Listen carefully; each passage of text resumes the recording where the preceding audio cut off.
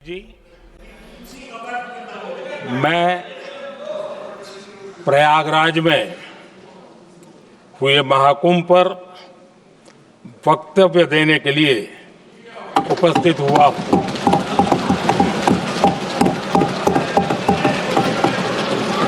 आज मैं इस सदन के माध्यम से कोटि कोटि देशवासियों को नमन करता हूं, जिनकी वजह से महाकुंभ का सफल आयोजन हुआ। महाकुंभ की सफलता में अनेक लोगों का योगदान है। मैं सरकार के, समाज के सभी कर्मयोगियों का अभिनंदन करता हूं। मैं देश भर के श्रद्धालुओं को, यूपी की जनता, विशेष तौर पर प्रयागराज की जनता का धन्यवाद करता हूं।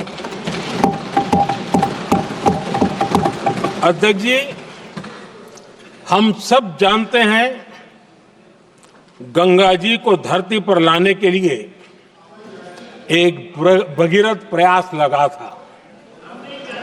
वैसा ही महाप्रयास इस महाकुंभ के भव्य आयोजन में भी हमने देखा है।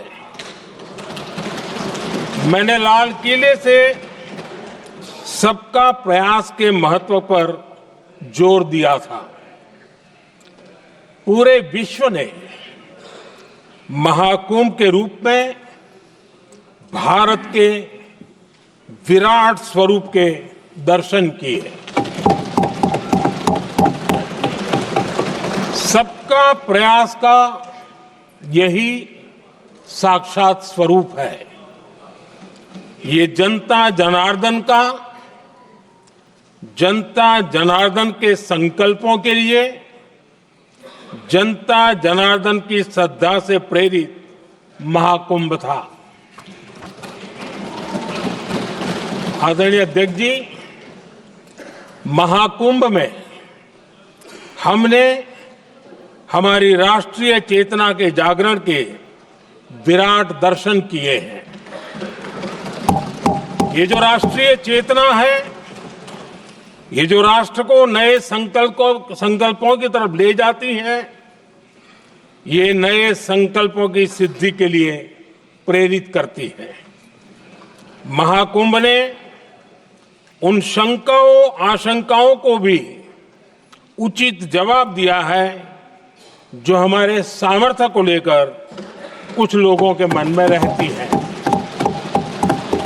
अध्यक्ष जी, पिछले वर्ष अयोध्या के राम मंदिर प्राण प्रतिष्ठा समारोह में हम सभी ने ये महसूस किया था कि कैसे देश अगले 1000 वर्षों के लिए तैयार हो रहा है।